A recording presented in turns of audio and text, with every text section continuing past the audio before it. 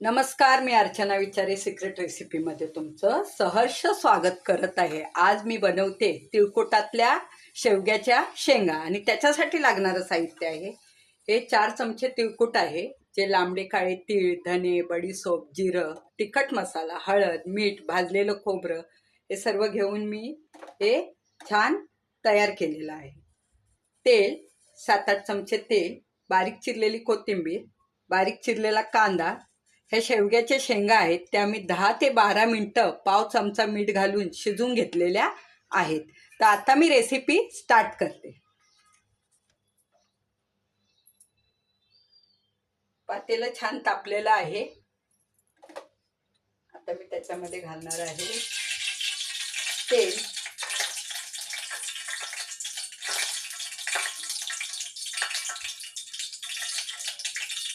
तेल छान गरम झाल्यावर आपण त्याच्यामध्ये घालणार आहोत हे 2-3 लसणीच्या चेचलेल्या पाकळ्या,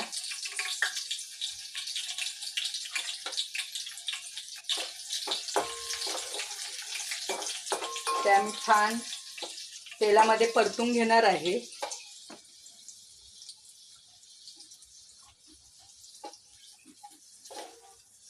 पाकळ्या छान परतल्यावर आपण त्याच्यामध्ये हा एक बारीक चिरलेला कांदा आहे तो घालणार आहोत।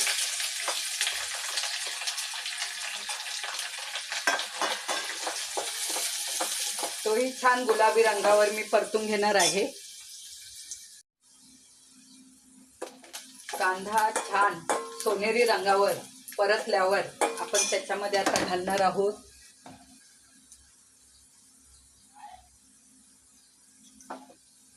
ह्या उकडलेल्या शेंगा।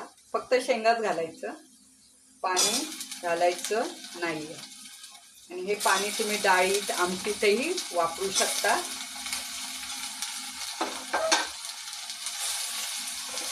एकदम हलक्या हाताने या शेंगा परतून घ्यायच्या आहेत।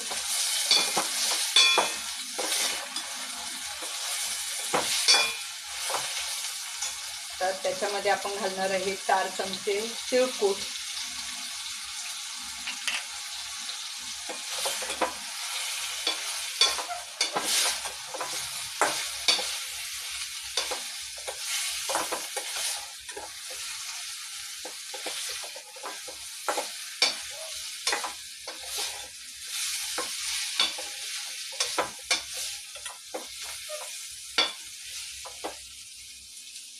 ह्या शेंगांवर आपण हे झाकण ठेवून एक 2-3 मिनिटं वाफ काढून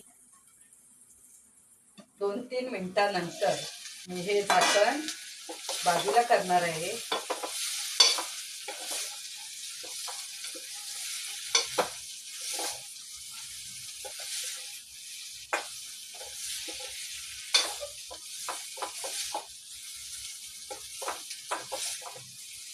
शेवग्याच्या शेंगा छान तयार।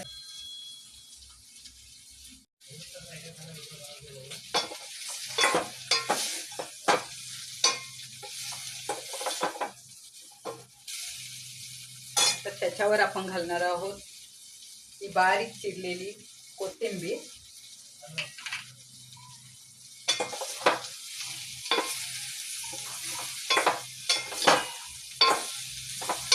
तर आपल्या ह्या शेवग्याच्या शेंगा खाण्यासाठी तयार आहेत। आता मी गॅस बंद करत आहे।